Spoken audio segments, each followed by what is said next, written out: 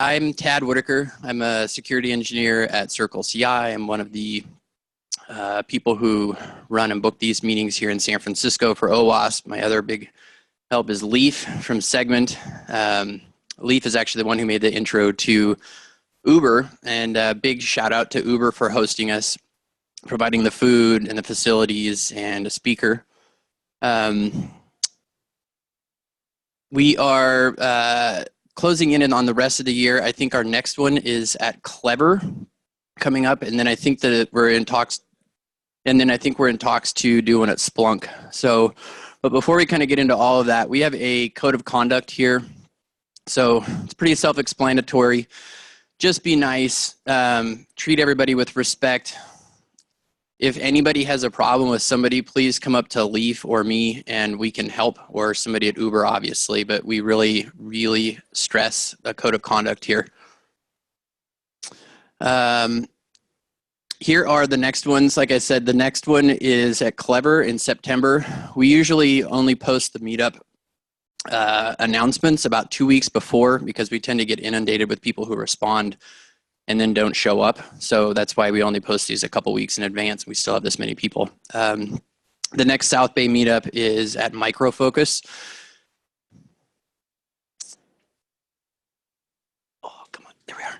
Okay, the next events that we have coming up, AppSec Global DC in September. I think Leif said he's going to that one. But registration is available on there. We've got one in Austin, last con. And then the next big one that we're going to have here in San Francisco is called the Day of Security. Raise your hands if you are familiar with the Day of Security. Oh, that makes me so happy. Okay, so Day of Security, for the people who don't know what that is, it's a full day workshop. It's all free, and it's for women who want to get into security, to try and kind of do something to improve the pipeline of security engineers and people who are actually hireable for security roles. It's going to be at our October 11th. It's at the Federal Reserve Bank of San Francisco. This one is real special because the previous ones we've had in San Francisco, the South Bay, and Boston were around 200 people on a Saturday. This one's going to be on a Friday at the Federal Reserve. It's going to be 400 people, so it's twice the size. And we're actually getting the head of the federal bank for San Francisco, who's going to be the keynote speaker. So this one definitely feels like a step up in terms of visibility. The call for speakers is open, and it's going to be open for a few more weeks. So if you know somebody who would like to speak at that, please fire off a proposal. We're definitely looking for them. They're available at dayofsecurity.com. Come on. There. This is how you can get in touch with us. We post on LinkedIn. We post on Meetup. Leif and I tend to blast stuff out on Twitter, kind of announcing things and meetups and who's spoken and that kind of stuff. Do we do anything on Instagram, actually? Yeah, I don't know if anybody does anything on Instagram. Cool. So tonight we've got three speakers. The first one is going to be from Eric from Segment. This is super cool to me because at Circle CI I've been trying to figure out how to gamify security mindset. So I'm actually super pumped to see this one. And then we've got device side defenses. That's by Eric, I think, or no, is it Eric? Tony from, yeah, it's by Tony. And then you can't secure what you can't see at 7:50. Cool. I think we're ready for our first speaker.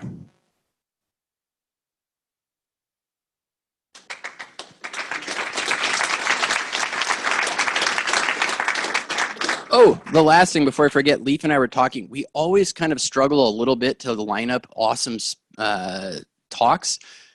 They kind of wind up coming together at the very end, but seriously, if you have anything that you're interested in presenting, please come up and talk to Leif and me after. We're definitely always kind of scrounging for people at the last minute, so please come up and talk to us. Thank you.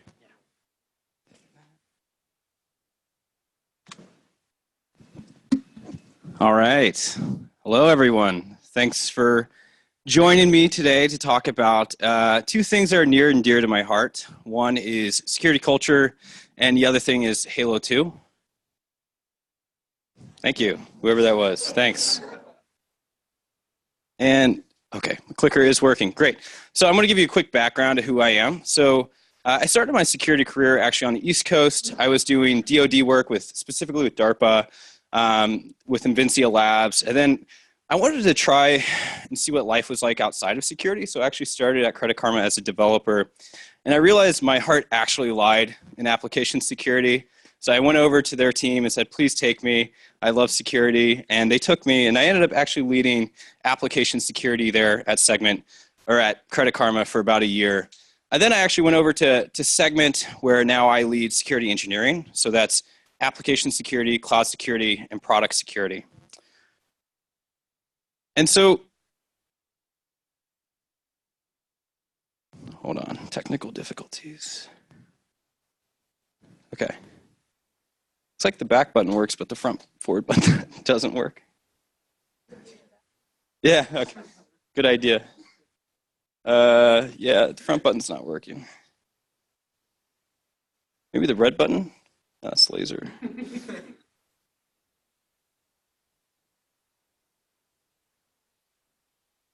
Okay. All right. It's still, if I stand over here, just won't move around.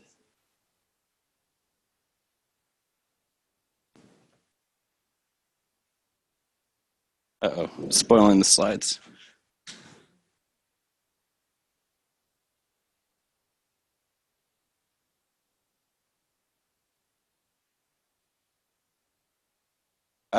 Slide, one right before this, I think. Yes. Am I just going to tell you to move to the next slide from now on? I have a lot of animations. This is going to be interesting. Okay, we'll make it work. We'll make it work. All right, I'm just going to go ahead and tell you my intent up front. I think great presentations are really clear about why they're talking to you. And my intent is to give you a quick start guide to start building your security culture tomorrow. This is no frills. These are things that you can do today or tomorrow because it's late. And then I want to show off a tool that we use to measure a security culture within Segment. Next slide, please. So one of the first things I wanted to do is understand what culture is. I think it's one of these things that we innately understand, but there are a lot of different ways to describe it. I looked online. I found a bunch of different definitions. Culture is the custom, arts, social institutions, and achievements of a particular nation, people, or other social group. It's the one I like the best. Next slide, please.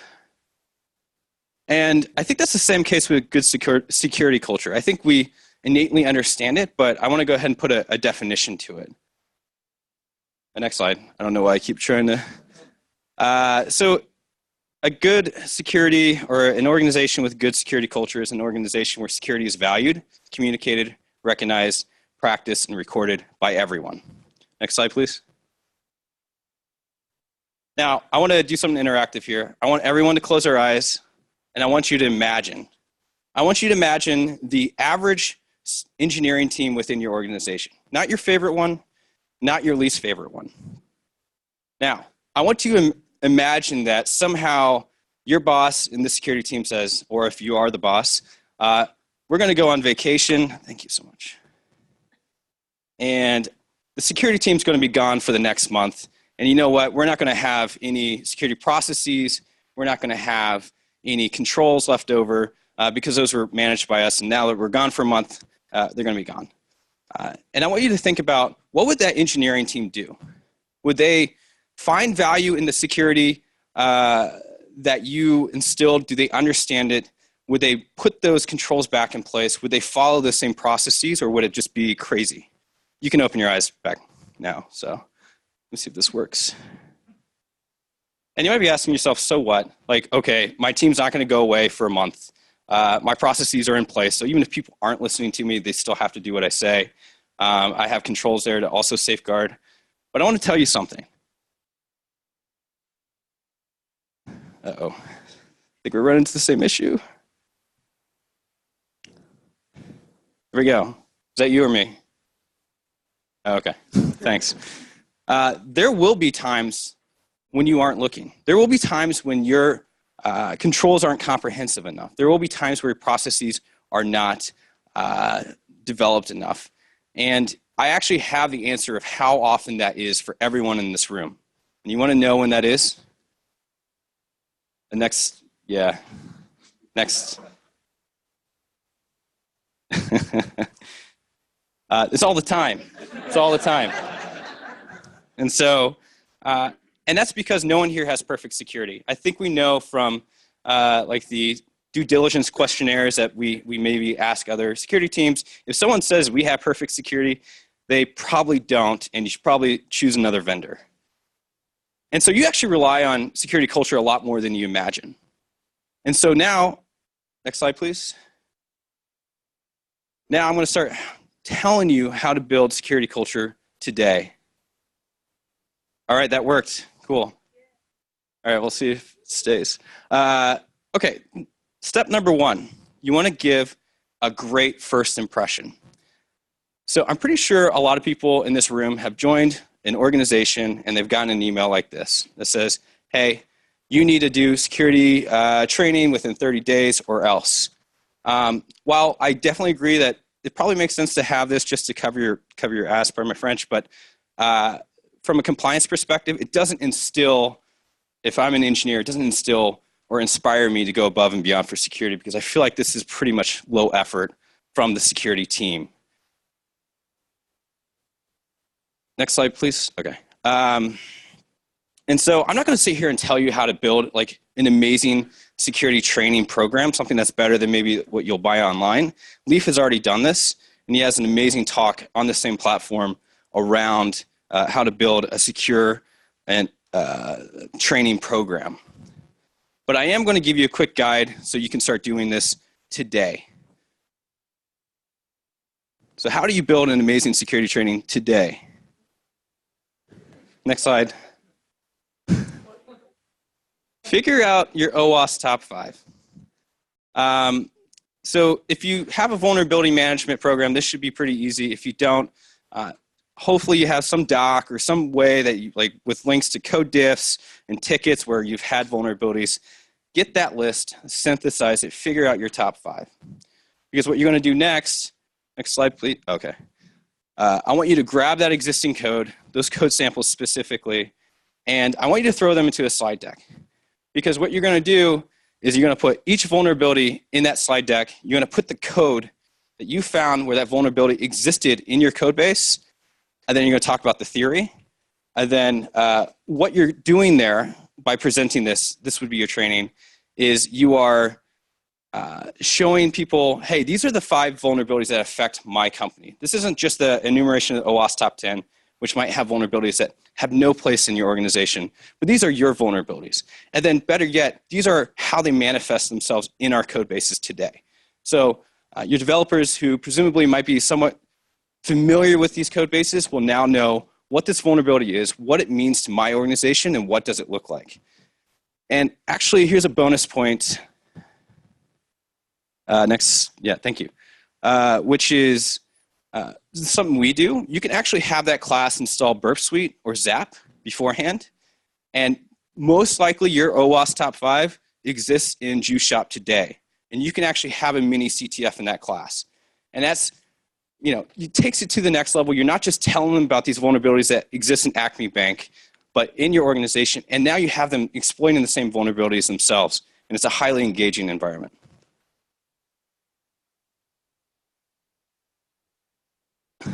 All right, previous slide, please. Okay, so number 2, celebrate and recognize every security win. You need to be the hype man for every security action that's taken that's not part of your team. And that's because people are motivated by recognition. If you go out of your way to recognize somebody, they will be more motivated to do that action. And this is something that I'm not saying, this is backed up by empirical evidence and scientific data. And so you need to be out there and recognizing people when they do things such as hold the door, or find or fix a vulnerability, or remind someone, or if you saw someone remind someone else of a security best practice, or even something simple like posting a news article in this, your security channel if you have one. And what you're going to do is once you start recognizing those individuals, you want to record them. You want to throw them in the spreadsheet. It's not high tech. I do have something that's kind of high tech coming later that I'm going to open source that you can see. But this is not high tech stuff. You just throw it into a spreadsheet. And then once a quarter, post in your security channel. Post somewhere where somebody that's an exec or their boss will see the great work that they're doing. So maybe take your top 5 from that list and throw them in the security channel or through an email. Actually, another thing that we do is if you have peer reviews at your organization and you know somebody is a rock star from a security perspective, reach out to them. Say, hey, I want to be your peer reviewer because I want to talk about the great work that you've done for security. And so now their manager will definitely see that, and it's a great way for them to be motivated to work with you in the future. And then a bonus is to create an exclusive quarterly reward. So people love stickers, surprisingly. And if it's exclusive, they really go crazy. And I know this from anecdotal evidence at Segment, but every quarter we give away prizes for doing the best or being our security champion of the quarter. And people go nuts over this stuff. And it's really cheap and easy to do. You can literally just go find a meme around security online, go to a sticker shop, that online sticker shop, print them off, and it's not going to break your security budget. Now I want to talk about one of my favorite quotes. Never let a good vulnerability go to waste is what Winston Churchill once said. He actually never said that, obviously. He never said the underlying quote either, but I do like the quote because what I'm trying to say here is every vulnerability is a teachable moment, and we shouldn't let that go to waste. Because stuff happens, right? And this brings us to number 3, which is discuss your learnings often. Anytime you have vulnerabilities, hopefully you have an incident response plan. Hopefully you have a postmortem process. But it shouldn't just live there. It should actually be celebrated and discussed because, yes, we make mistakes, but I think what's worse than making mistakes is not learning from those mistakes. And so I'm going to teach you how to actually share your learnings very easily. First, find any vulnerability that you find interesting. Typically, the juicier, the better. So if it's a P1 or however you do priorities, those are good for this type of talk. Because you're going to create a 20-minute presentation based on that vulnerability, submission, remediation, and then follow-up details. This should already be in your postmortem doc. This isn't something that's crazy in terms of effort. This is something that you can create a 20-minute presentation with minimal overhead and with minimal content generation. Because then what you're going to do is create a lunch and learn meeting called How to Hack Whatever Your Company's Name and invite all of engineering. So in our case, How to Hack Segment. And we would invite all of engineering, ideally during lunch because in the Bay Area at least, most people have lunch off and you can sit down and go over this presentation. Bonus, make this a regular event and have non-security engineers speak because these vulnerabilities actually exist in the products that your engineers build. And you should make them feel comfortable with owning up to the vulnerabilities that they might have in their product, just like they're comfortable with having bugs in their product, and have them go out there and speak about it. The next one is share your goals often. I feel like this happens a lot in security. People in engineering might look at security as either they don't know what they're doing or they're the team that always just gives them work to do. You should actually have goals. And I'm going to give you a quick guide for sharing your goals. First off, you need goals. If you don't have goals, it doesn't have to be extensive. You literally just need to sit down and figure out for this upcoming quarter, what do I want to achieve? And then what you're going to do is just go put it somewhere. Put it somewhere where if you have a company directory or if you have some sort of shared doc where people discuss their goals, put it there. Security should not be the exception. And better yet, if this doesn't exist in your organization, create it, because then it's going to show everyone else that you have your head on your shoulders and you actually know how to plan. So the next thing is if you have a roadmap, definitely share that as well, and ideally extends beyond a quarter. Now, I understand that going and planning beyond a quarter, maybe a year, is kind of folly because things change all the time, but you should know where you're headed to. Next, get your product team on board. So you might know this, but you might not. Your engineers actually work for your product team. They're the ones that are making the money. They're the ones that are, bringing in ultimately the revenue and yeah. So let me take a step back. They're the ones that, so they're working for the product team because they're there to build product. That's the point, the reason why your company exists. So every time you ask for a given engineering team to fix a vulnerability or to fix some other bug or patch a system, you're taking time away from the product team that they have already allocated for their engineers. So you actually need to go and talk with your product team. You need to become buddies with your product team. So here's a quick guide of winning over your product team. First one is you need to go find statistics around customer loyalty, trust, and security. You can literally Google search this and you will find empirical evidence that security affects the bottom line. And this is important because product teams care about the bottom line, as I previously mentioned. So you need to speak their language. Put this into slides. Go and try to schedule a meeting with the product team. If they have a regular meeting, try to find some time. Otherwise, try to meet with as many product people as you can and talk about these things. Mention why you exist, why are you here, what your goals are, and then show them the numbers to back that up. And then this is something we do at Segment. We actually involve them in many processes, including vulnerability management and threat modeling. By the way, it is very hot up here. I have no idea. Thanks. Nice. Next thing is break the peer-to-peer silo. So one of the things that you want to do is avoid the us versus them situation that might exist in an organization between engineering and security. You are part of engineering. You're not some special team off somewhere doing special things. And here's a quick guide to really get involved with engineering, which is schedule informal lunches with the other teams. If there are people on your team, like peers, or people underneath you, like let's say you're a manager, you should schedule meetings between them and other engineering team members. Also, look into pair programming. Ask another engineer if you can sit down and maybe do a couple of hours of coding on their code bases, and then ideally have them come over and work with you for a couple hours and pair with you. Next one is create and participate in security and non-security clubs. So this is Colleen, our CISO. She, I think, created the donut club at Segment. If not, she's like a huge participant. This is her eating a 12 donut sized donut. It's like a super donut at Bob's Donuts in 2 minutes. And but this shows that she just doesn't go to security clubs, that she goes out and intermingles with the rest of the engineering org.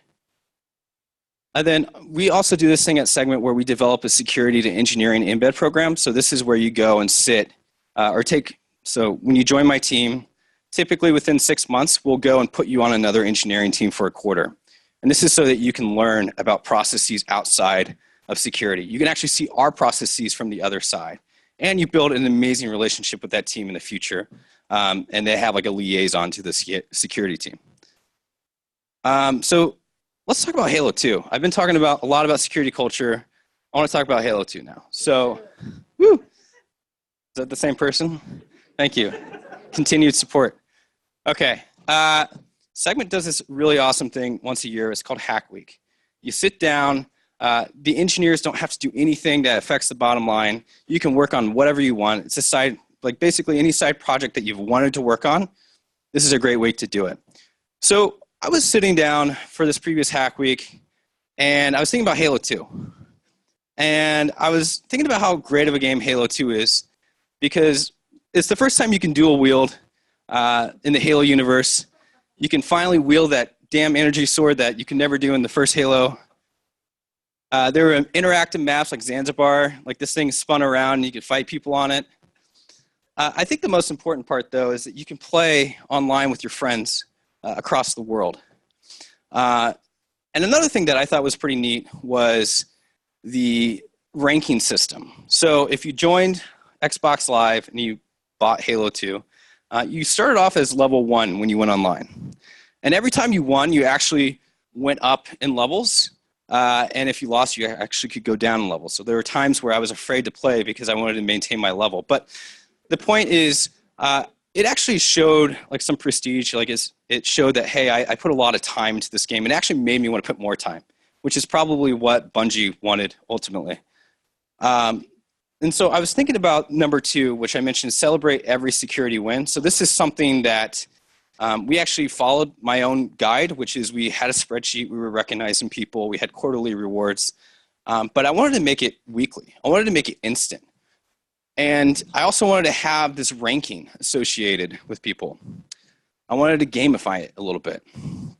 And so we built the leaderboard. I had to redact some things because I was a little paranoid because I'm in security, but I'm going to deep dive into what this leaderboard is. So when people do awesome things at Segment, so Roland, who's probably our biggest security champion here, he's not on the security team. A couple months ago, he came into our Team AppSec channel and he said, hey, ProdSec, great job on adding MFA this last quarter, but we should add Segment to 1Password's Watchtower, which basically lets people know who use 1Password when they log into Segment. Segment has MFA. If you don't have it enabled, you should turn it on. He posted that in our channel. Fortunately, we didn't respond for 2 hours, and then he decided, what the hell? I'm going to go ahead and put this, put Segment on this in this feature. And he submitted a PR, and it got accepted. And so we wanted to recognize Roland for this because this was completely unprovoked. And so what we would do is we type in leaderboard. This opens up a dialog box. We select our user, in this case, Roland. We select an activity. He went above and beyond for security. We have a preset number of activities, and I'll talk more about those in a minute. And then we had an activity description. So in this case, he added segments to twofactorauth.org. Pretty awesome. I'll go into it. Yeah, I'll go into it 1 second. Promise. And so if we went back to the leaderboard, you can see there are some changes. And if we zoom in on those changes, first the stream updates. And it says, Roland was recognized by me. And what was he recognized for? Added segment to two-factor auth. How many points did he get? 15 points. The points matter, and I'll explain what those mean also in a second. But what they ultimately do is they help you level up. So Roland right now is level 7. And those 15 points actually moved him from 57% of the way to level 8 to 59%. And that kind of tells you, wow, this dude's already done enough to already be a level 7, and you only gave him 2% for doing something awesome like this. And that's because you're absolutely right. This guy has done a lot for the org, and we wanted to immortalize that. So if you click his name, you can actually see all the things that he's done. You can see his progress again. And so you're able to see across the entire organization who's done what and why do they earn that level that they earned. And so to answer your question around the activities, we have multiple activities, and they actually have a baseline points, or baseline set of points. So, and you can override that, of course. The obvious things, like found a P1 vulnerability, that's probably the highest rewarded item in our org, and that's because P1 vulnerabilities are bad, and we want people to find them. And then if you fix them, it's 50 points, and that's just because we might have told you to fix them. And so we don't necessarily want to give you 100 for that. But we can override them, of course. And then another thing that I highlighted here was capture the flag in training. And we actually get points in our training because we do the CTF, as I mentioned earlier, and you get 20 points for that. And that's because we want to get people, as soon as they start at the org, we want them on that leaderboard. We want them earning points. We want to get them hooked, just like Bungie hooked me back in the day. And so people within a month of joining Segment are already at level 2. And what else we do is we post every Friday automatically, the leaderboard posts in our security channel, and it recognizes all the biggest movers in security within Segment that week, posts their picture, posts what they did. And the great thing about our security channel at Segment is we actually have execs in there, and they see it. And if you, I don't know if everyone can see this, but our chief product officer is down here talking about how Roland continues to get rich with all of these security points. And we also moved on to the physical realm with the leaderboard. So hopefully I don't get sued by Bungie, but we have stickers that we award to people whenever they reach level 5, level 10. It actually goes to level 50. I'm probably going to rejigger the experience requirements for levels just because it's so hard to get to a higher level, but that's something that we're working on. But the point here actually, before I move on, is people now have a badge of honor, right? They can, if they, let's say you have level 50, like all the way up to level 50, you can like roll around and be like a hot shot, like look at me, this is on my laptop, I'm a security expert. And that's something that we want to celebrate and recognize. So how was it received? So when Colleen first posted this in one of our channels, one of the co-founders within minutes was like, wow, this is so cool. But then he mentioned, hey, Roland, the MVP. So now Roland's been recognized multiple times by execs. And then something else happened. Another co-founder saw it, and he actually saw that the previous co-founder was already on the leaderboard and ahead of him. And so he actually wanted to go and do a bunch of like great security work so that he can get ahead. And then you have Roland, who's being smug because he's the MVP. And then what also happens because of the nature of the feature, you have trolls like Peter, who says, Peter's a good friend of ours. He's actually about to join the security team. So I asked him if I can call him a troll, and he said it's fine. But anyways, troll Peter will always recommend, hey, let's just create P1 vulns. But then, of course, Roland's like, hey, no, I'm going to fix that. So thanks for the extra points. Another way that this was received well, I posted about this on LinkedIn, and unsolicited, one of the directors of engineering reshared it, and he was like, I love security points. And actually, Albert is near the top of the leaderboard, so I can get why he's hooked. But it's great to see even like from the upper levels of management, people are supportive of this. And I want to give some quick stats since February when we launched this. So 244 activities have been recognized. 91 people are on the board. And what I mean by that is actually everyone's on the board, but 91 people have moved on from level 1. And then we've also awarded 7,834 security points, and every department within the organization has been recognized, at least one person. So that shows that this isn't just about engineering. This is an org-wide impact. And so what's next? I'm going to add medals because keeping with the Halo theme, thanks again. Keeping with the Halo theme, if people, let's say, find 5 P1s, I want to give them like a running riot, if you know what that means. I know you know what that means. I also want to add organization support so that teams can compete against each other. And then auto submission via Jira. I know Evan loves this, but basically we have vulnerability management in Jira, and so when people fix vulns, I want that to be automatic. Add Slack action support. Basically, that message that Roland posted earlier, you can just right-click it and then give security points. Generalize more for non-engineers, and then open it up for everyone. And what I mean by this is, as I mentioned earlier, an organization that has a good security culture is an organization where security is valued, communicated, recognized, practiced, and recorded by everyone. And so you can actually go and recognize people today using that same slash leaderboard command. We've actually had people start doing that. In my vision is I want actually everyone that's like non-security to be recognizing other people for doing great security work, because we're not going to be able to see everything. And we also are open sourcing it as well. It's just going to take about a month or two just to clean it up. I wrote it in a week, so it's pretty crappy on the inside. So I need to fix that. But anyways, that's all I got. Help wanted. If you are looking for a job, you think what you saw today was pretty neat and you want to build stuff like that, come talk to me. We're hiring. Albert's also hiring. And then these are the links I mentioned earlier. Happy to answer questions. I'm also really hot. Yes.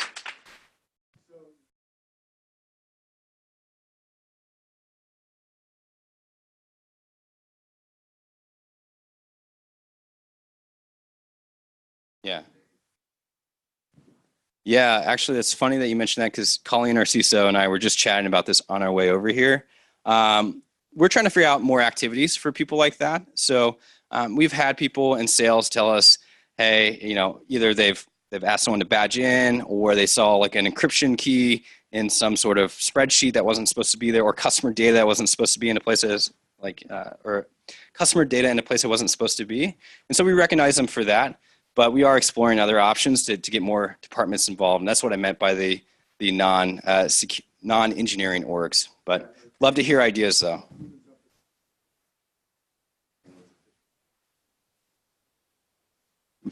We already have an activity around phishing, and we do recognize that, but thank you. And if you have any more ideas, let me, I'm happy to chat about it afterwards because, yeah, okay, thanks. Yes. Okay, great. Oh yeah, okay, definitely. Yes. Yeah.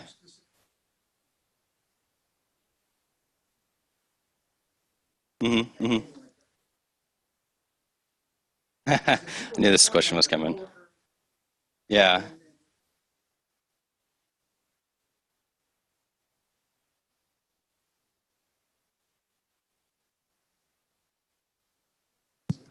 We don't put the names of who you're reporting on like the leaderboard, so we don't like broadcast that out. We also don't give like down level like in Halo 2 where if you lost. But yeah, I mean we nice. We do treat it as another learning opportunity. If this person's not, badging in, we need to go figure out why. But yeah, we don't necessarily put their names or anything on there and say, hey, this person stopped this person from entering, just because we don't want to really make people feel uncomfortable. Yes. Yeah. Mm-hmm. Mm-hmm.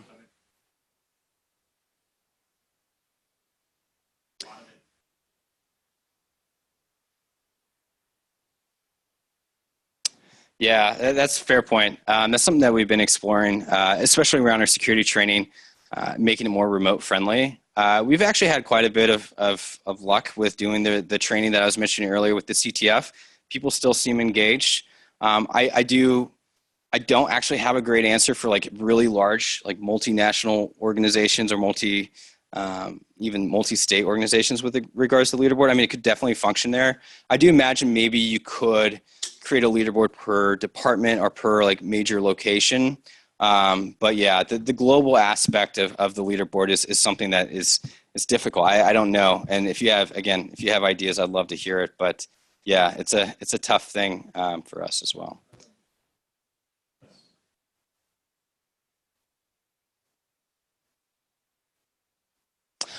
With regards to training, we've actually seen great training with, there's a couple companies that do this really well, which is like it's also interactive, where you get like a CLI and you get like an IDE. Those seem to work well in those cases. And I've also talked to other organizations that are pretty big with regards to training, and they actually just create their own videos rather than just buying something off the shelf. So, yeah. We actually have said that you will get to the top of the leaderboard if you can pwn the leaderboard, and no one has pwned it yet. So, maybe we always like pen testers, but yeah. Any other questions? All right. Sorry. Hopefully, I'm not over time. Awesome. Nice job. Okay.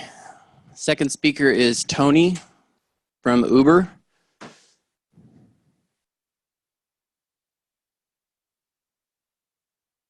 Right there. Cool. Tony is going to talk about hardening devices.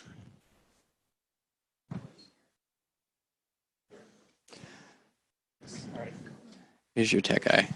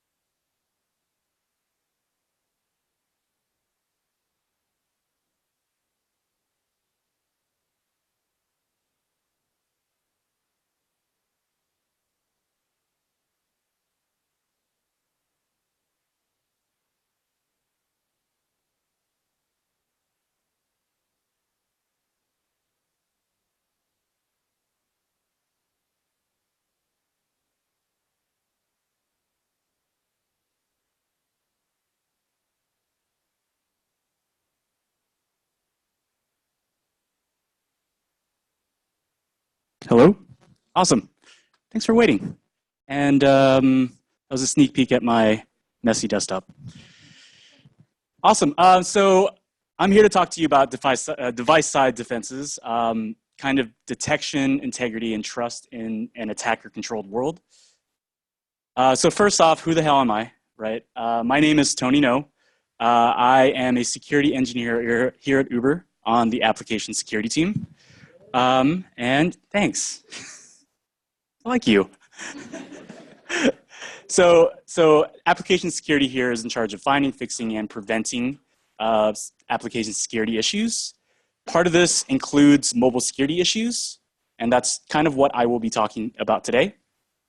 Before Uber, I worked strictly on mobile security, mainly around application and device integrity at a company called Blue Box. And before that, I worked at Arcsan, working on obfuscation and anti-tampering tools used on x86, ARM, and PowerPC binaries. Cool. Quick look at the agenda. First, we'll start off, and I'll talk to you a little bit about integrity on mobile, kind of what it is and why it's important, and kind of why it's difficult to get right. Then we'll talk about kind of the solution we built in order to kind of address some of these challenges. And we'll finish all that off with some of the attacks that we saw as we launched our solution and kind of what we learned from all that. So first off, why do we care, right? Why does integrity, application and data integrity on mobile actually matter? Well, it matters because trust matters. Our community of riders and partners trust Uber to provide a high quality experience, to ensure reliable and consistent service, to have accurate trip estimates and cost, and to kind of guarantee their personal safety and privacy. So Uber's community is only possible as long as the people in it trust the platform that it's built on top of. So the platform itself is kind of built on top of a complex backend communicating with sort of millions of devices and clients around the world. These distributed clients send back key information like identity or location information, which the platform uses in order to make decisions, right? In order to make things work. So the integrity of the actual app on the client and the data it provides both are an integral piece to the system's functionality. So you can see ensuring that integrity is kind of crucial. And it turns out that that can be quite difficult, especially when there are incentives and advantages for people to kind of spoof this data, which makes things interesting and kind of an exciting problem to work on. So I'm going to dive into kind of exactly why this is difficult. So the problem comes down again to trust, right? It's trust all the way down. In order to trust the integrity of our data, we need to trust everything that our application is built on top of. We need to trust everything that's underneath. Unfortunately, mobile is an inherently attacker-controlled environment. We cannot trust the devices that it's run on. The devices are actually, they're owned by the attackers, the very person actually doing the attack. So quite literally, they have home court advantage here. Things that they can do, obviously, is modify and tamper with system libraries, right? System libraries that our application depends on, and frameworks that our application depends on. Devices can also be emulated, and our applications can then be run on emulators. Secondly, we can't trust the communication channel between our apps and our backend because network traffic can be man in the middle, altered or spoofed. We can't even trust the app itself, right? We can't even trust that app that we built to be the actual app because binaries can be reverse engineered and statically modified. On top of that, running apps themselves can be dynamically manipulated through many different tools and frameworks. So the fact of the matter is operating on mobile inherently makes us vulnerable. But there is something that we can do about this, right? So we talked about how we cannot inherently trust the device, but unfortunately, that's kind of what we have to work with. So we have to take a step back and kind of agree on, okay, what is an acceptable trust anchor? What is low level enough where the juice is kind of not worth the squeeze for someone to attack, right? So the kernel is an obvious choice because it's kind of the lowest level our user privilege app can actually retrieve information at. So for now, we kind of accept that as our trust anchor. And so our security module, for the most part, talks directly to the kernel through syscalls. Secondly, we mentioned we can't trust the communication channel, right? The issue here is that TLS, even with SPKI pinning on the application, is untrustable even when the actual device and system that it's running on is untrustable. This is kind of due to the fact that there's no default notion of client authentication. And so SPKI pinning, which is done on the client, can be easily compromisable, can be easily tampered, and no opt-out. So in order to kind of get around that, right, in order to build something where we can actually have a trustable communication channel, we needed to build something that protected the confidentiality and integrity of our communication, our signals going back to our backend. And then finally, as we're kind of posturing this as a single point of trust for our app, it's going to be a targeted attack. So adding reverse engineering measures is a must. We had to write this all in C, C++, and assembly, because why not? But also because we had to, right? Also because not having inline assembly to actually talk to the syscalls, calling out to like libc, leaves a surface area for attack. People can then hook that. And so if you really want an anchor of trust, if you really want that, you need to be able to say, okay, this is the only thing that can be attacked. Also, on top of all that, we all know that non-obfuscated C is greater than obfuscated Java or Objective-C. On top of all this, we apply symbol, string, code obfuscation for extra measures, as well as some anti-tampering detection. So all this kind of, puts together an application-level trusted platform module that becomes kind of the anchor of trust in this inherently untrusted environment. So now that we've kind of established this trusted platform to work on, we can then start writing our detections, start gathering the appropriate signals to kind of figure things out, to kind of detect things, right? This is kind of a real snapshot I took of signals that we're getting from mobile security signals that I'm getting from around the world. And these signals are first gathered and then analyzed internally to form some sort of actioning rule sets to feed into our risk engine. And when they're ready, are operationalized to take in kind of real-time signals, which at real time call the appropriate internal services to action and enforce accordingly. Right? This is obviously an oversimplification, but the key thing here to really note is that all the actioning happens on the back end, not the client. And this is crucial and has many beneficial side effects, right? First of all, as we talked before, it's a less attackable surface area. If you put it on the client, if you put enforcement and actioning on the client, it will be attacked as soon as you put it out there. The second thing is analysis can be done on the signals for things like trends. And third, which is actually most important, is that we can turn it off or modify it as easily as we turned it on. And this is kind of important because of the implications that come from actioning enforcement here, because that actually touches lives, where we're dealing with people's livelihoods at the end of the day, and therefore we kind of have to get things right and also be empathetic in the way we react. So now that we've gone through the defense, let's jump into some of the attacks that we detected.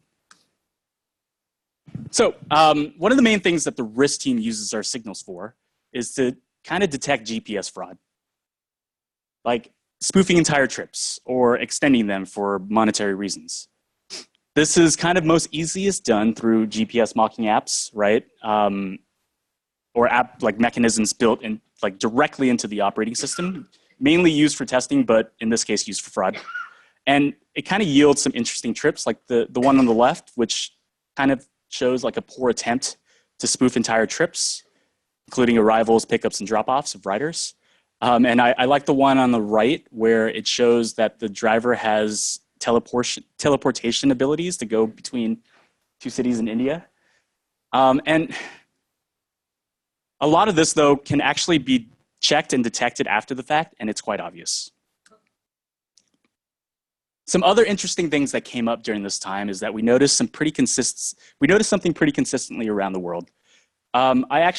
This is also a very small sample set in 2018 of about 250,000 spoofing signals. And if we zoom in closer and cluster kind of the signals, we find kind of a similarity between major cities and the signals that we get.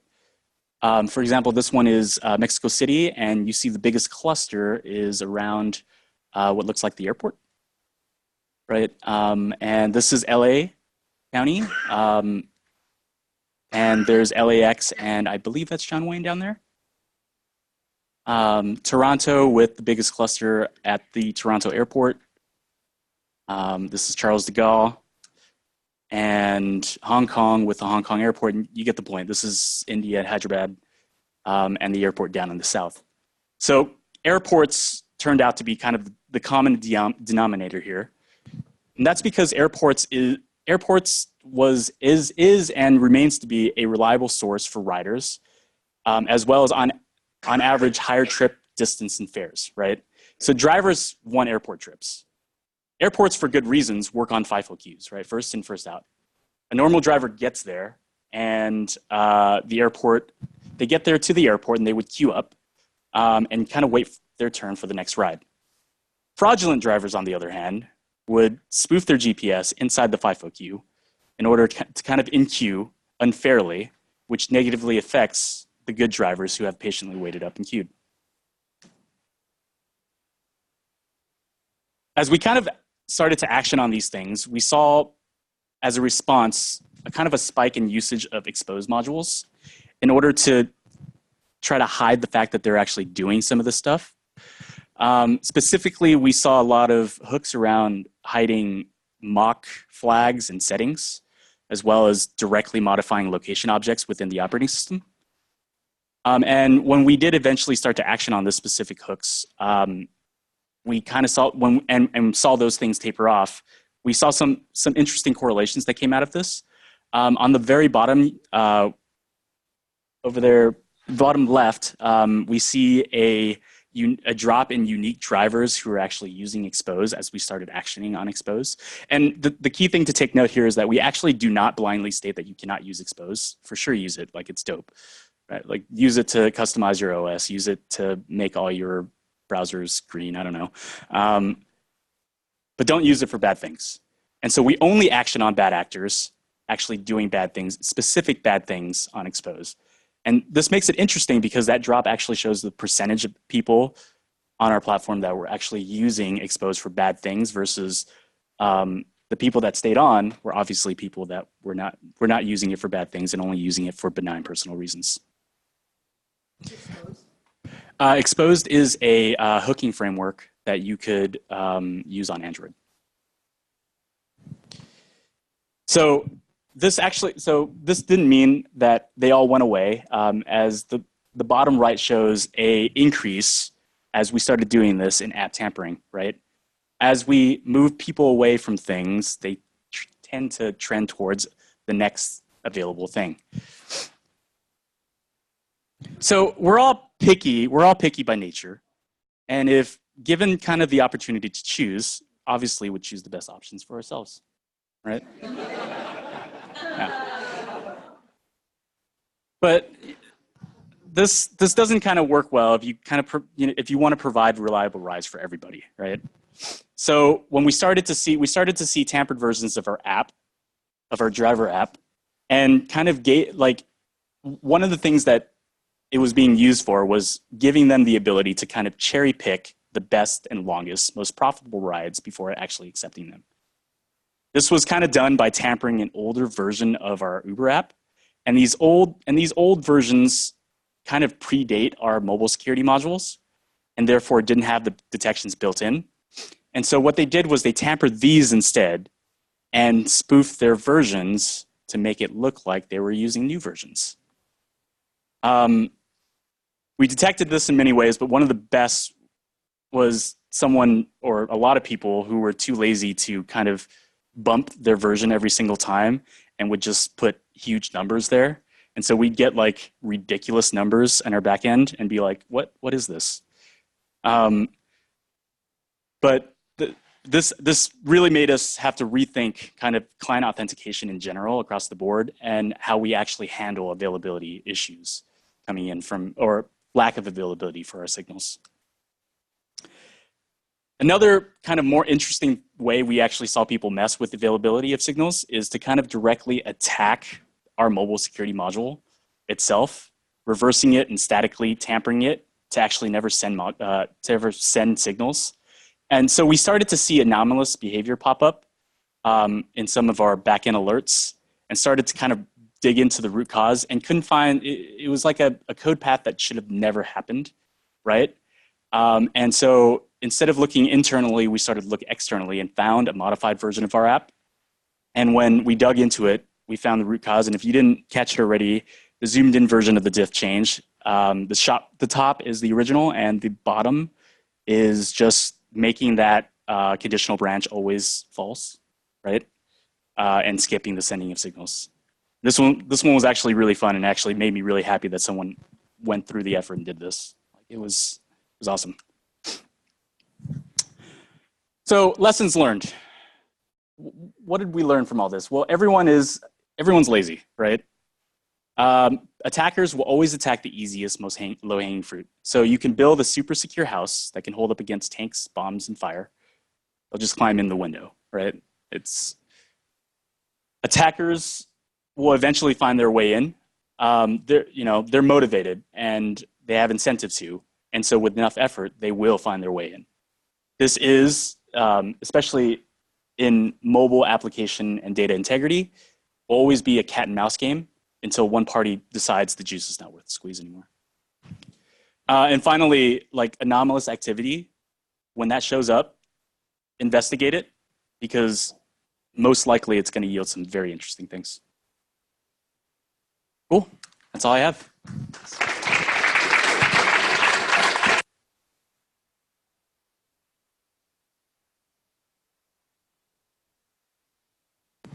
Hi. So, you mentioned that.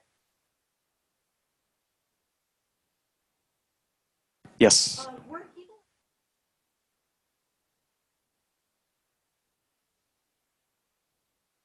They just get anything out. Yeah, I mean, so the question is, what kind of enforcement did we put in place after we actually found out that people were doing the things that they did? Yeah, so as I mentioned, when at first, obviously, we took a lot of time to kind of analyze some of this and make sure that there were no false positives. As soon as we were sure that there were no false positives, when that went live, we turned on an enforcement engine that automatically did certain things like kick them offline, kick them off the platform, et cetera.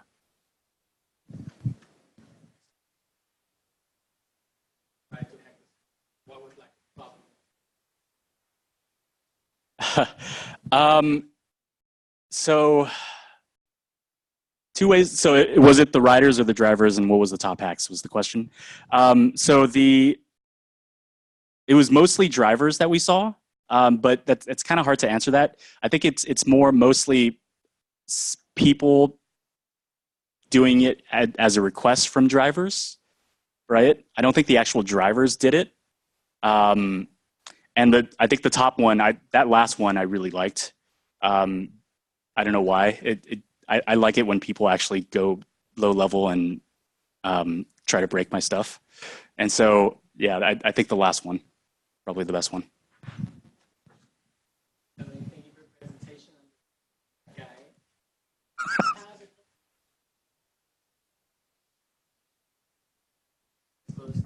Yep. Yeah, for sure. Cool. I'm gonna bring this up. You were talking about this one, the exposed users. Yeah. So exposed use. Yeah. So the cool thing here was that trend. We do not block exposed users, right? We don't block exposed. This is just a it just happened that the number of exposed users on our like the people who actually dropped off didn't actually want to use exposed for other reasons, for reasons other than defrauding us, right? And so that drop was interesting because like only the ones that were using it for benign reasons stayed on. Yeah.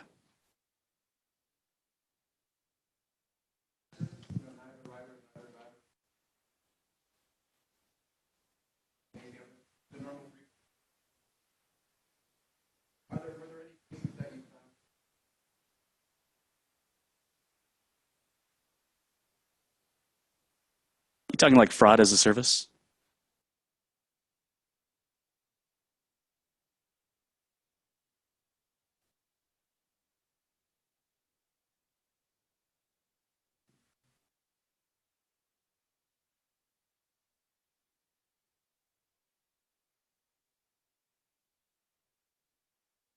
Mm.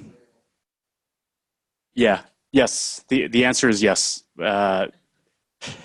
That's a completely different talk, and we can talk after this.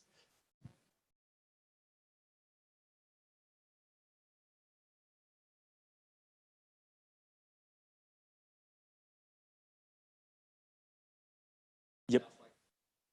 Yeah, the teleportation. Yeah, either someone can teleport or it's fake. I was hoping someone could teleport actually.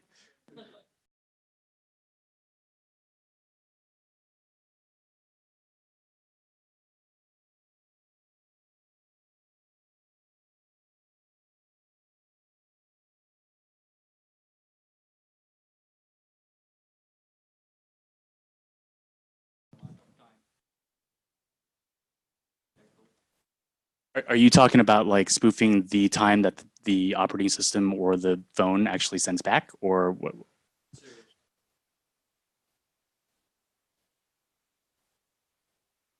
Right. Yeah. Yeah. Like I brushed over the RIS engine. It's actually very complex, and it does pick up complex anomalies like that. Yeah. Bring it on.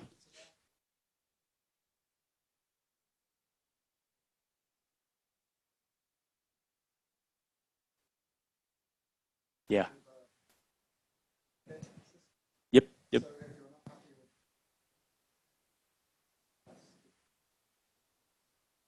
Yep.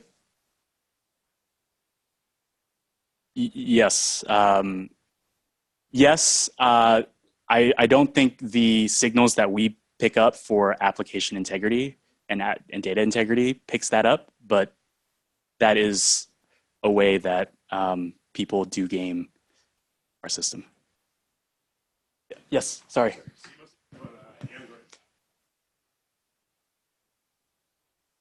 No, we definitely deal with iOS. I talk about Android a lot because I like Android more.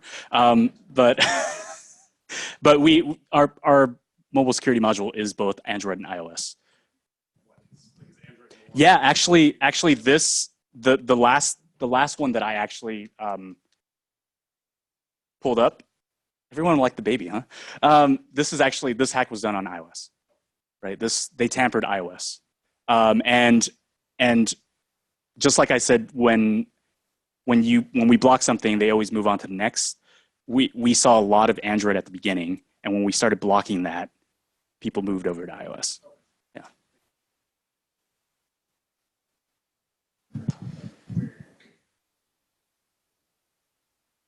Yep.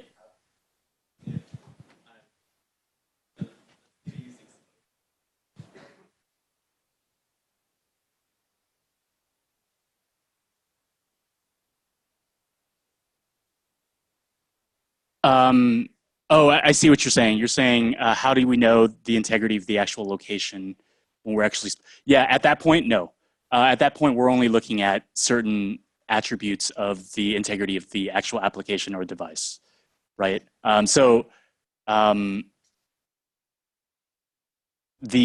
Everything that has to do with location, the ones that we're sure about, don't have to do like we cannot be sure that the location is accurate at that point.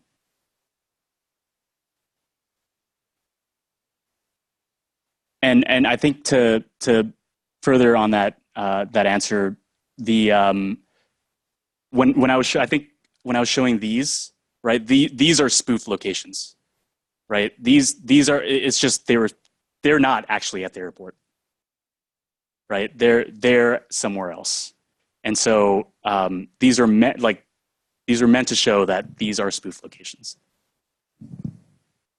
Cool. Anything else? Yes.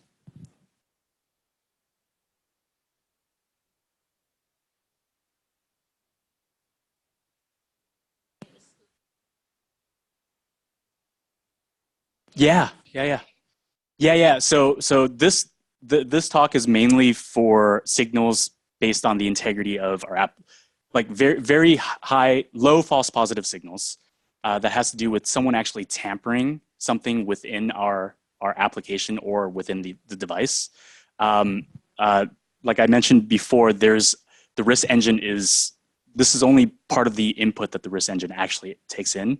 And that is a completely different talk that has to do with like other types of inputs like acceleration or altitude or other things like that.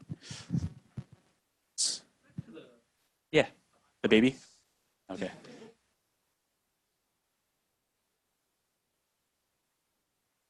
How do we get the copy of the code? It was being distributed. The binary is being distributed, right? This is how it works. Like someone breaks it and then they distribute it.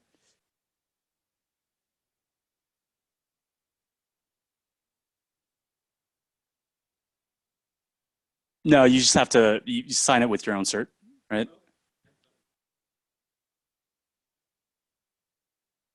Done? Cool. Thank you.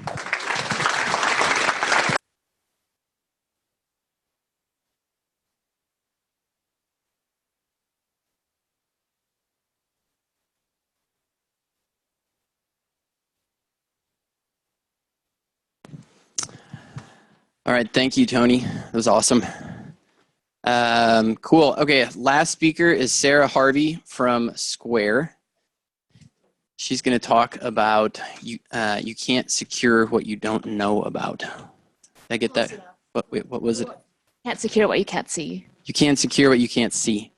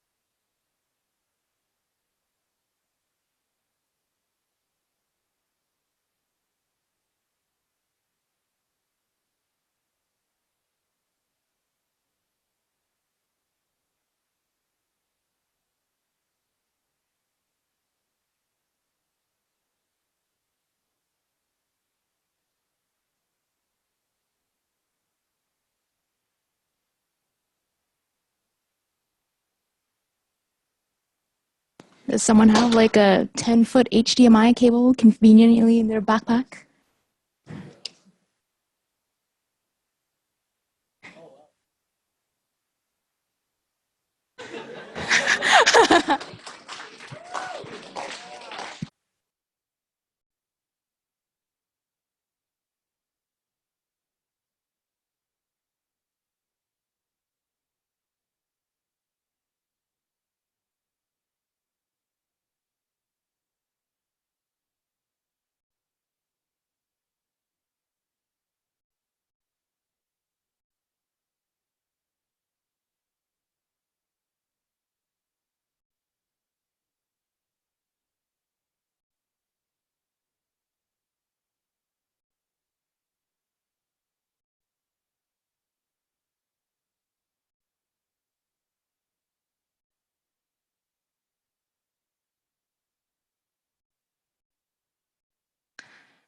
Great. I guess I'm the last speaker for today. Thank you all for coming. I'm actually quite surprised to see a lot of people here. When I agreed to do the talk for the meetup, I was like expecting like 30 people, and so there's a lot more than 30 here. So my talk tonight is titled "You Can't Secure What You Can't See." As you mentioned, my name is Sarah. I work at Square. What do I do? So I'm currently a software engineer in the InfoSec org at Square. I've been there for over 4 years now. I'm currently on the privacy engineering team. Our team is kind of, the kind of stuff we work on is more on the infrastructure side of like, how do we think about privacy and try and solve it as an infrastructure level problem. And this comes from the fact that the rest of our InfoSec org, it's all, a lot of them are software engineers, all focusing on security infrastructure issues. Before Square, I used to be a PhD student. My tip to you, if you ever decide you want to do a PhD, is to not do a PhD. And then I'm also on Twitter. People seem to really like following me and interacting with me on Twitter, so feel free to follow me and tweet at me. I sometimes post actual good things and thought leading, and other times I just post random shit posts. So with that said, let's get on with the show. So I have a disclaimer. None of the information I present tonight should be new information to you. I'm hoping these are all problems that you are already thinking about, because if you weren't thinking about this, you probably would not be at this meetup tonight. But I'd also like to point out that, you know, in today's world in security, there's so many little problems, right? You have to think about all of these little itty bitty problems, and then sometimes it's quite hard to take a bunch of those together to provide a holistic view of what exactly is the risk, the security risk in your infrastructure. So I hope that at the end of tonight, you'll get to walk away with re-exercising those brain pathways of yours, the big picture brain pathways, and so this will help you in the long run. So a lot of this talk is inspired, it's technically inspired by stuff I do, but like I saw this tweet about a year ago, which got me thinking. It's like, you know, we talk about security as like risk management. You're at lower risk if you have proper controls over your system. You can think of it also as kind of an inventory management problem, right? If we look at kind of what I call old school IT security here, you know, the inventory management is understanding what your hosts are, what your machines are, what is the software on those machines, how do we have, like, do we have proper patching cycles, do we have proper upgrade cycles, what is the hardening setup for those? So we look at this kind of really from a host-centric view, and whether or not we have adequate visibility kind of from that host-centric view. We don't want a host to go rogue on us, and we especially don't want a rogue host that we have no idea, we haven't really accounted for in our network. So if security is really about understanding and inventorying kind of our hosts and our physical assets, what about privacy? We talked about, in that tweet before, we talked about knowing where your data is stored, but I think like just knowing where your data is more than just what privacy is. I think privacy is really about having a full understanding of not just like where it's stored and what are the controls over it, but like what it is and how is it flowing through your infrastructure. To demonstrate a little bit like why this is a problem, I've picked some random slide out of the internet to like demonstrate what I'm about to say. We're going to talk about something called accelerating change.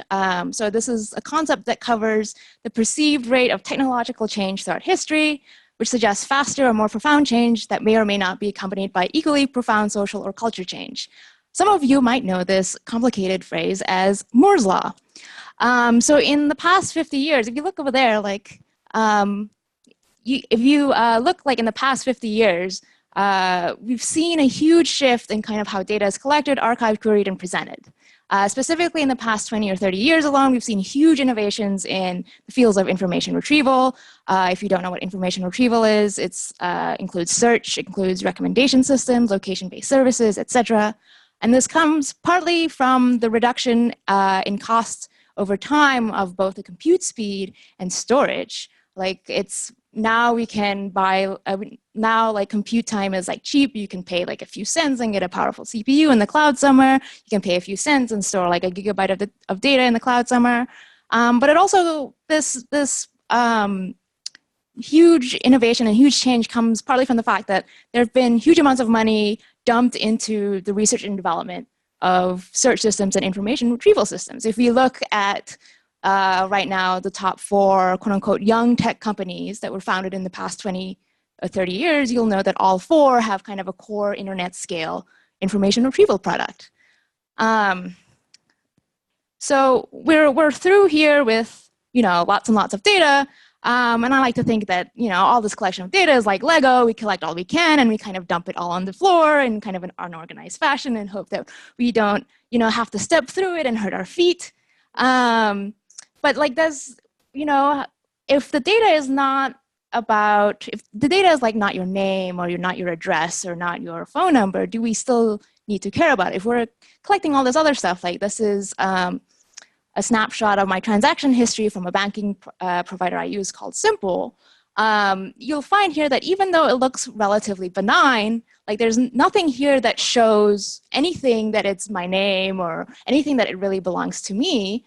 All you get to see is like, what you do actually get to see here is kind of like a snapshot of my day-to-day. So like I use Uber to get to work. I go to a cafe or I go to a coffee store and then I use Uber to come back home. Here's data from the Google activity panel.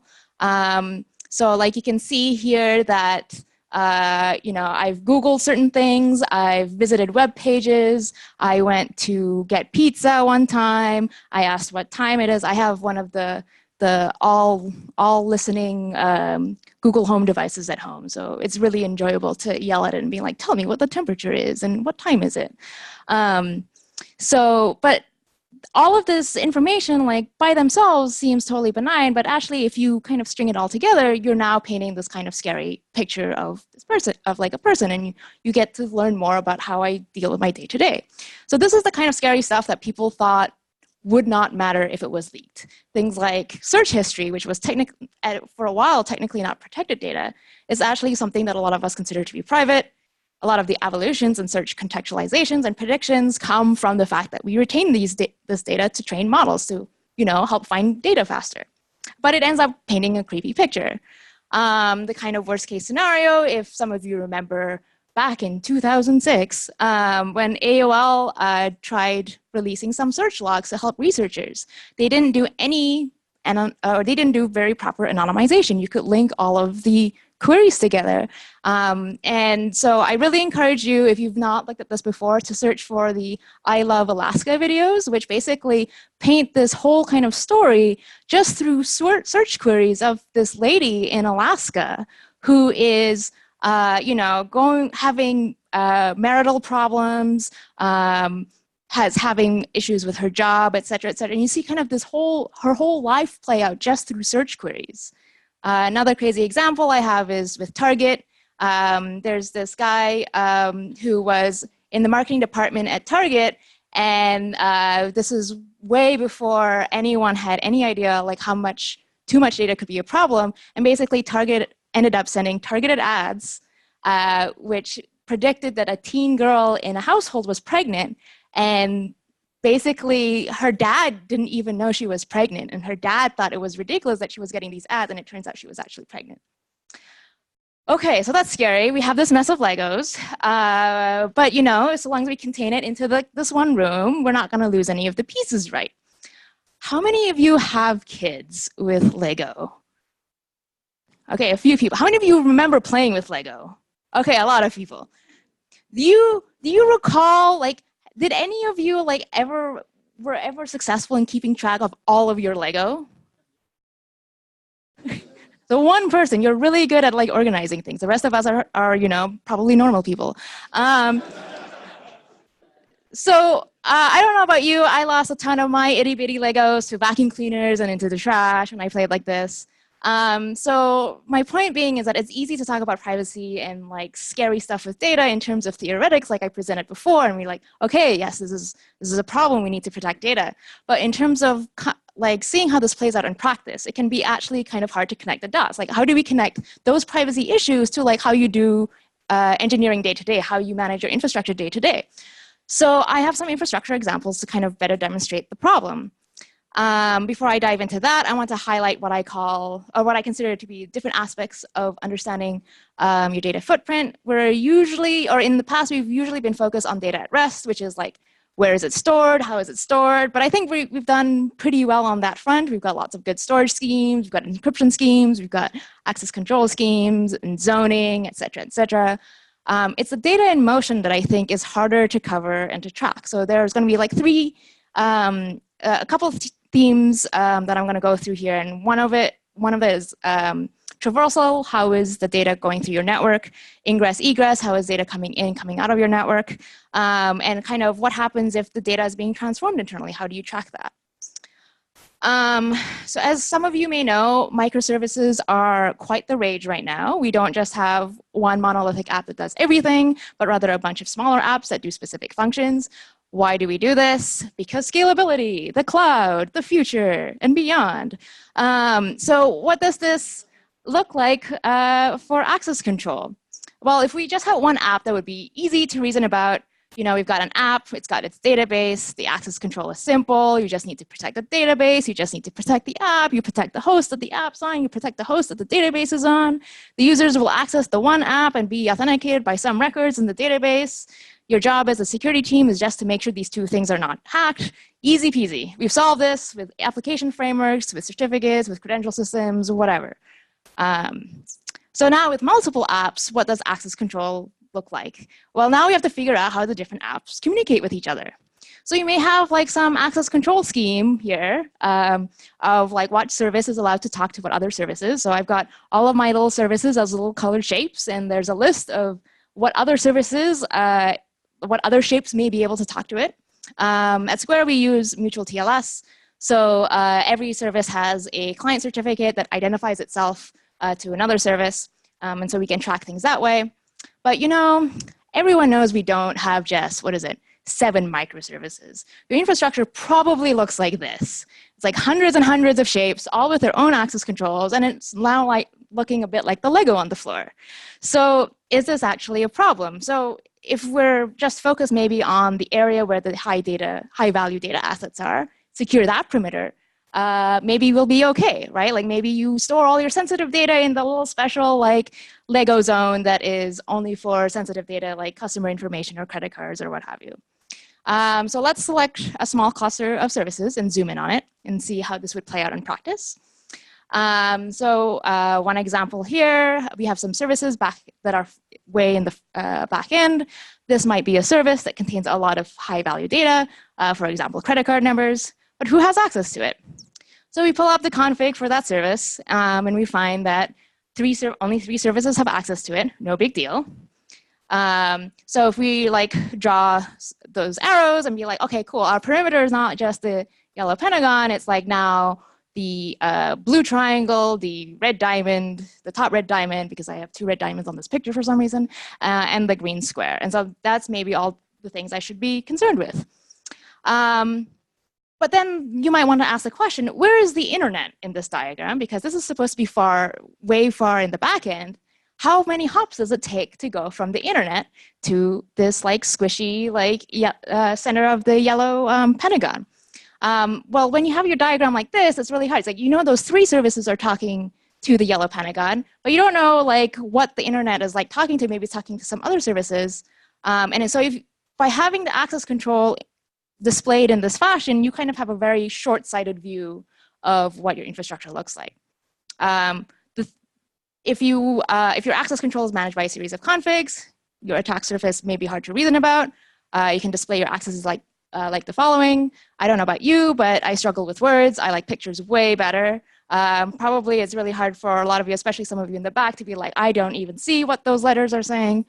What if we drew arrows? Cool, now we can form a graph like this. Graphs are great. They're far easier to understand. Now you have a better idea of what your attack surface may look like. And now you see, okay, it takes about 4 hops to get to the yellow pentagon. You could do that manually, but are you really going to do it manually for 105 services? Probably not. And then even then, like say over the course of the development of these services and these apps, the access control is going to change, right? Like when you have set up your access control, it's not going to stay there forever. Like some other service is going to want to talk to that yellow pentagon. So when you do your initial audit, you're like, cool, there's a bunch of different hops. I don't care. You walk away. And now someone is like, no, the yellow triangle needs to talk to the yellow pentagon now. And now you've reduced the number of hops, and now it's like one hop away from the internet. And you really have no idea because you looked at it before and you're like, no, it's far away. It's no big deal. Data access doesn't change. There's also the aspect, so that's all about data access and data flow. There's the aspect of data transformation. So say we have a piece of data that originates in this node. It will move to there, and then maybe right here in this node, it's going to transform into that, and now it ends up there. Okay, how do you know it was the same piece of data that came from the gray circle? The data has changed. There's no lineage in place. Like you have no idea whether like the data that arrived in that node is the same as the data that originate in the gray circle because you have a bunch of different hops along the way, and a piece of data may get transformed tons and tons of times before it finally hits its final destination. So I'll just present this without comment.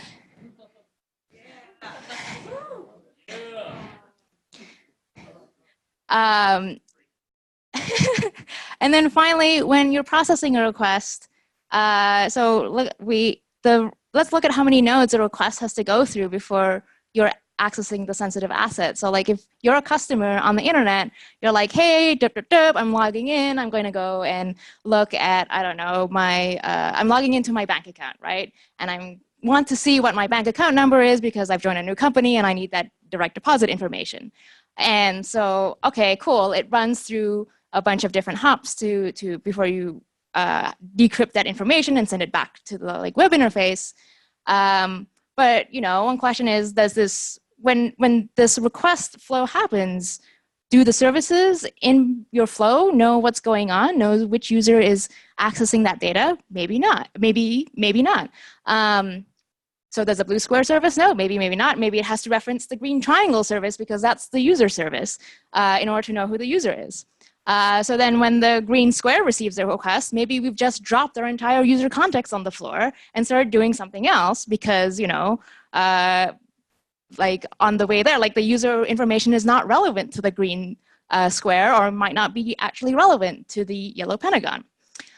You may have heard of this kind of problem before. This is the confused deputy problem, where one service or process will try and perform an action on behalf of another service or process, masking the original intent or the original user of the access. So I've drilled in kind of into the specific examples here of that it's important to understand what your data is, what services you use, and what services they use. I think but it's more importantly, we need to take a look at what the big picture is in linking all of these problems together. We talked about how hard it is to reason on a 105 service level situation. If you go to 1,000 plus services, which I think at some SRE con, Uber said they had over 1,000 services, and I was like, ooh boy, that's a lot of Lego. That's going to be impossible. So then comes the question, how do we quickly assess our data attack service? I mentioned that you don't want to do this by hand. It's going to take forever. So one way to do this is automate the graph building process. I kind of hinted at this earlier. Dynamically generate the graph. Maybe you have a centralized repo. Maybe you have or a service that manages all the configs. And so this is already easy to do. If the data access changes, that's a problem. So you want to data access in terms of new data access is maybe less of a problem because some engineer is going to be like, hey, I need access to that service. I'm going to make a request. I'm going to make a PR, and you can have adequate review for that. Okay, fine. What happens if that service stops needing access? How do you know when to remove that access to that other service? So say we get rid of these arrows. How do we detect that without someone, being really nice to you and coming to your engineering team and being like, hey, we don't talk to you anymore, we're going to remove this. In practice, as far as I know, I've never heard anyone actually been able to successfully do that and be that proactive. So yeah, how do we track removal? So I have a solution. This is my traversal tracking solution. Step 1, collect more data. Step 2, question mark, question mark, question mark. Step 3, profit. You're like, what? We just talked about data. Data is bad. What are you talking about? So step 1 is really kind of, when I say data collection, it's more about collecting logs. You're probably already collecting logs from all the services running in your infrastructure. If you're doing credential management, your chances are you're also logging which credentials are being used by the different services to other services. Guess what? You can use this data to generate the graphs you need. Let's take a look at this example of a weblog from somewhere on the internet. You can see what IPs are accessing which endpoints. With a bit of effort, you can start annotating which services are accessing these endpoints, and optionally what types of data that might be requested. So maybe you want to annotate it with like a trace ID to see like the full traversal in your network. Hint, it turns out that like some of these kinds of problems are actually not just solved by like security people, but a lot of it is being solved in the SRE realm right now. Companies like Datadog and maybe Signal Effects, I think, offer basically service tracing solutions. So you can actually get a nice service level view of what's happening in your infrastructure. And a lot of them are using like open frameworks like Open Tracing or Zipkin. And so it's just a matter of now you add a little bit more information about like what the data accesses are as part of that call graph. And then you now get a lot more visibility. And the problem is that we just hide away in our nice little security log world, and then we never look at these other services. But that's, if you do tracing, there's already services that do that. Going back to logs, you may feel like this initially because now you're just inundated with even more log data. I'm sorry, but I think we've all established that big data is reality and the true big data is log data. So now you need to somehow transform those logs into a visual graph in order to get meaningful information, probably stitching up the log data in some way, presenting it in a human ingestible format, no big deal. Yeah, I don't know about you, but I'm not a UI designer or a graphical designer, so this can be hard work. So, but like the investment is worth it. Thankfully, there's also tools. So if you want to go doing the whole tracing and the whole map and graph building yourself, there's a bunch of different visualization tools you can use. And all you have to do is basically do the work of munging your logs into a format they accept. I really like Visceral. We used this internally for a little bit to kind of visualize our services and produce like a graph like this. It's really great. The benefit also is you can show this to other engineers and say, hey, look, this is all the traffic going through your infrastructure. Look at how much like load is here. And oh, look at all of like 400s that are over here. Look at the 500s that are here. You can use whatever backend to power this. All it does is ingests a JSON blob and uses JavaScript to draw pretty pictures. Neo4j has a graphical component. So Neo4j is kind of a graph-based data store.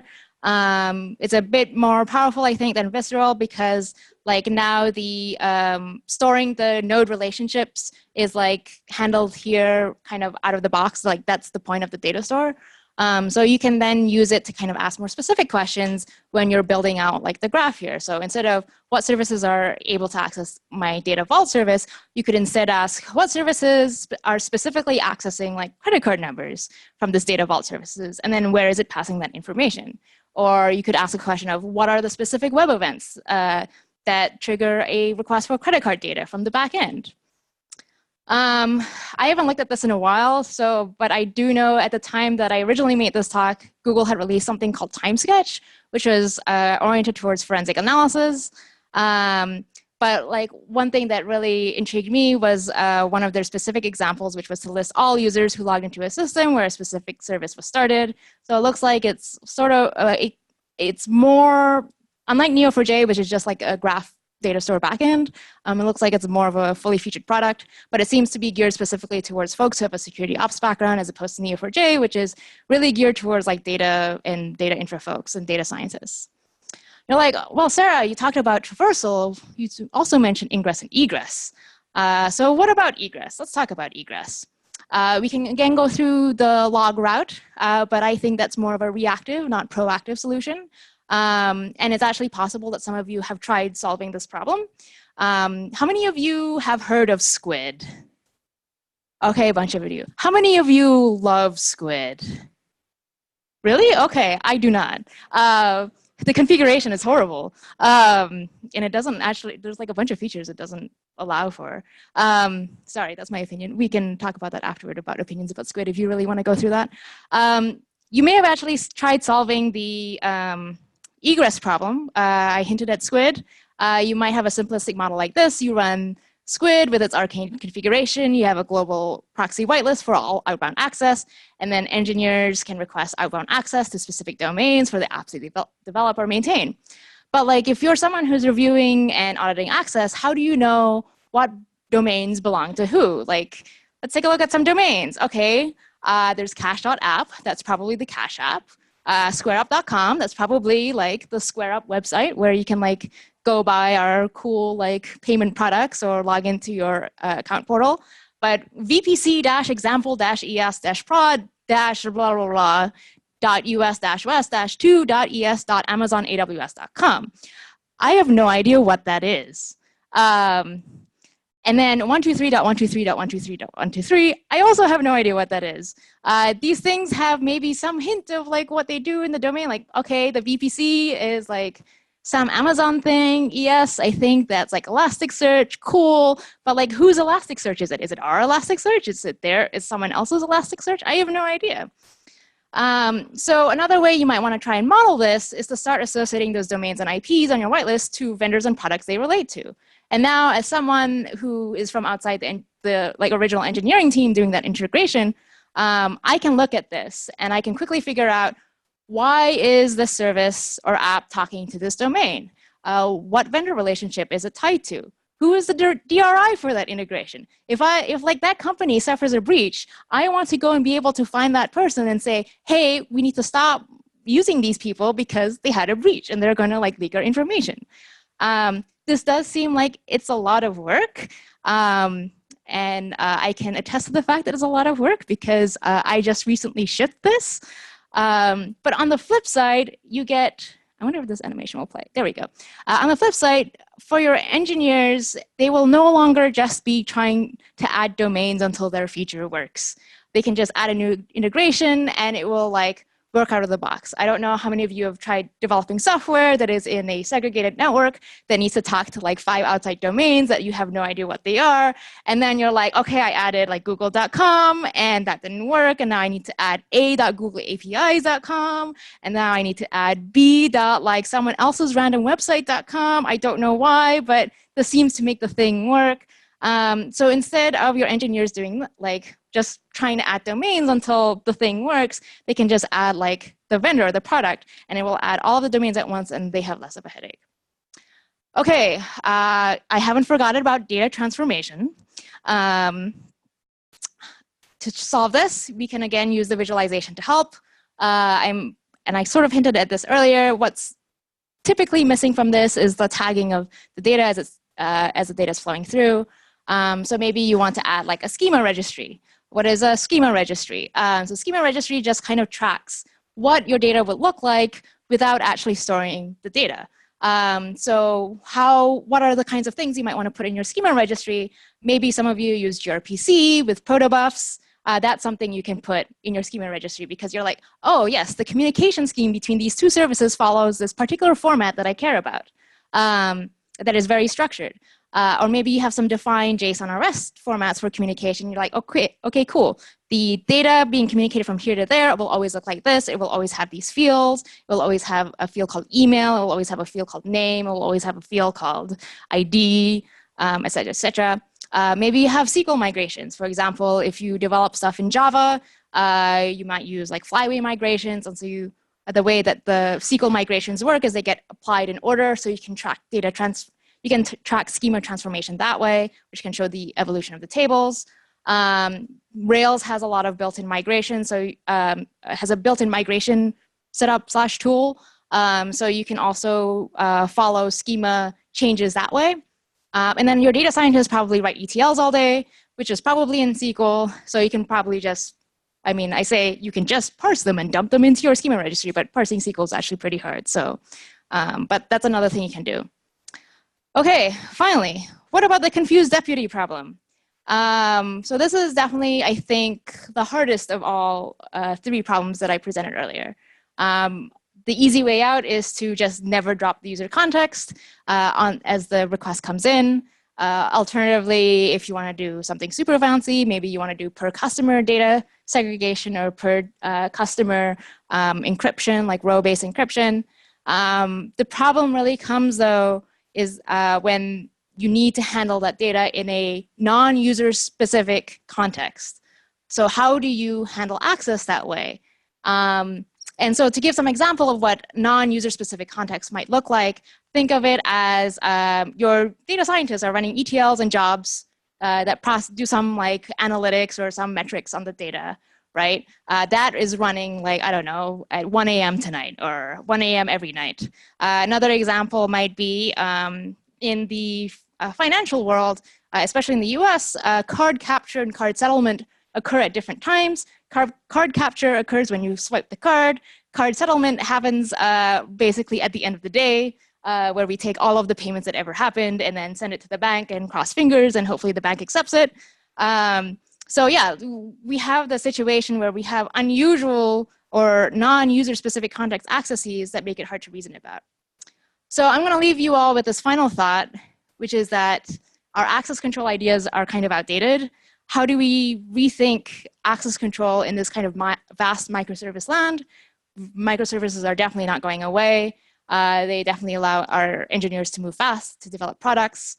My personal preference is to develop something that doesn't rely on app logic, because I think since app logic can be written by humans, there's the potential for mistakes, so you don't want that.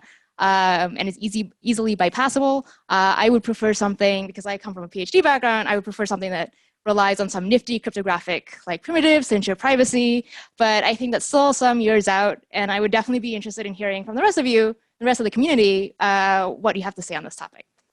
That's it. Thank you for listening to me rant.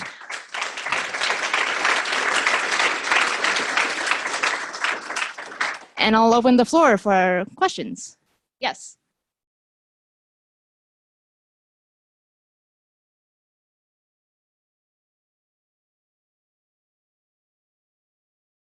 Right. Mm-hmm.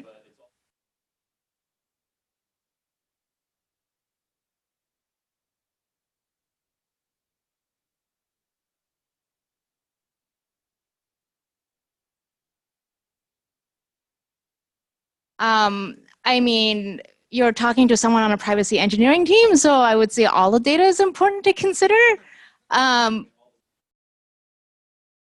Yeah, basically all the data is the end of the universe. I think, I mean, to give you a better answer, I think it comes out, it's pretty easy in the security and privacy world to be like, hey, we're going to develop all or nothing solutions. Like we either protect all of the data or we protect none of the data. Unless we have a perfect 100% solution, we're never going to move forward. And the thing is that you have to, unfortunately, the emerging privacy field is making it such that it's harder and harder to like issue blanket rules, right? So you have to look back at what you consider your risk modeling, your security risk modeling for the org. It's like, is this data important to hold? Is this data important to pass through? If not, drop it on the floor, and then you don't have to worry about it ever again. But I also understand that, like, you know, user agent information might be really useful to gather metrics. In which case, look at technologies in which you can collect the data and aggregate it in a way that's safe. So an example here might be differential privacy. Okay, differential privacy, for those of you who don't know, is basically a way of aggregating data and being able to perform analytics on data just by like adding noise. So maybe if there's a lot of data that you know can be sensitive, but you need it from an analytics point of view, then find the fastest way in which to insert it into that analytic system, and then you never have to worry about it ever again. Does that make sense? Okay. Okay. Any other questions? Yes. Yes.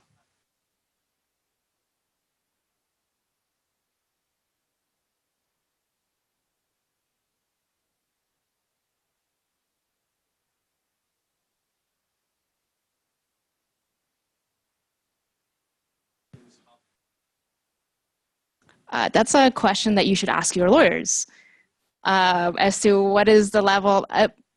More seriously, though, different companies have different requirements for announcing breaches. So that is very much like in the realm of like your legal department needs to figure out what the answer to that is. I'm sorry, I can't provide a more useful answer there. Yes.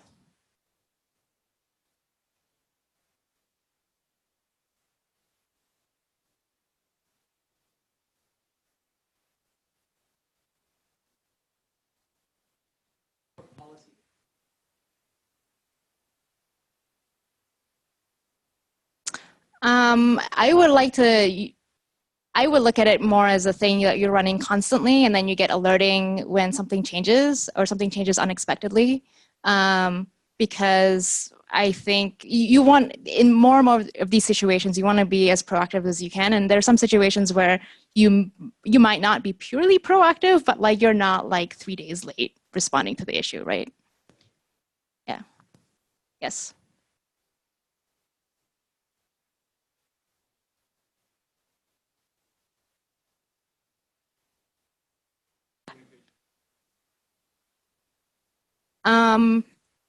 I mean, so when I mentioned, I'm not entirely sure what your question is. You mentioned PKI, which to me, I'm like, we already have PKI, we have mutual TLS, we still suffer from the confused deputy as a service problem. And so like, it's easy to take things and throw it at the problem. I mean, like, yes, this might like solve part of the problem, but you have to, this is why I encourage, you have to look at the big picture. It solves a very little problem of like, who is accessing what, but you have to look at the big problem of like, who all is accessing all what.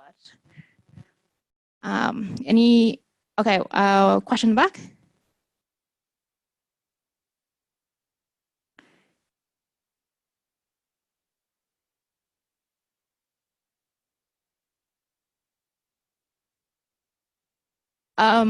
Yeah, so like that's one idea, which is to pass kind of the, sort of pass some kind of like token or challenge or something that basically proves who the user is as it passes through the system.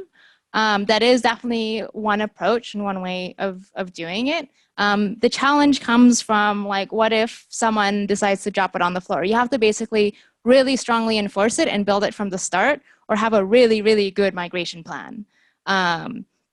I don't know how many of you have tried introducing a new security thing to like 1,000+ services, but it takes a very long time. But like those kinds of things, and then things like, how do we make sure there's parts of it that can be modified? How do we make sure that like, are there questions like maybe what you're interested in is what exactly is the path that it traveled? And how do you ensure that path like is accurate? So maybe I go through 1, 2, 3 to hit node 4. How do I know that it didn't go through nodes 5, 6 to hit 4? Like tracking that and making sure that that hasn't changed and that's cryptographically protected. Yeah, you can definitely use that way. We use it for some of the stuff internally at Square, but problem is pretty big. I don't know how many more. Okay.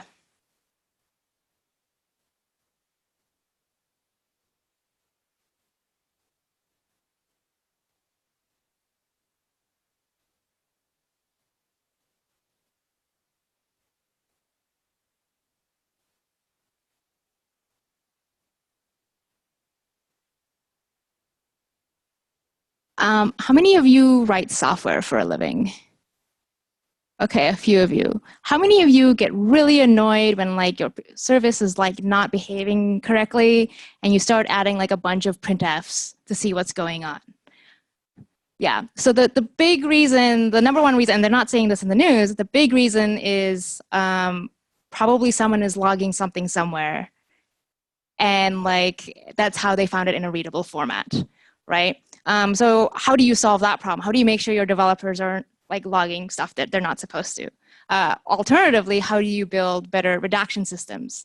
And so there's a bunch of different approaches you can do. One is like, one technique we do is that we have annotations for a lot of we use a lot of protobufs internally. We have annotations that like automatically redact information if like any developer tries to log it. So that helps us a little bit. But I think the better solution is like, if you build systems that try to fuzz inputs and try to submit like sensitive information through endpoints and then seeing where it shows up. Does it show up in logs? Does it show up in other endpoints? That's, I think, a better way to see it. I think more and more people are examining all their logging systems right now, and this is possibly why like more and more of these are appearing in the news, is everyone's like, oh no, I have to look at my logs. Oh no, we have to announce a breach now. Yeah, so it's not a fun environment right now, but that's probably where it's coming from. I don't know how much more time I have. Any more questions? Okay, cool. Thank you so much.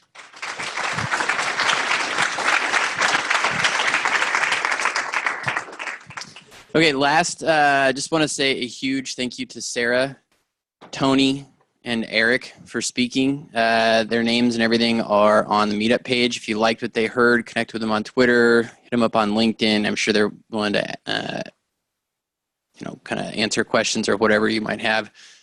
Yes, in the back.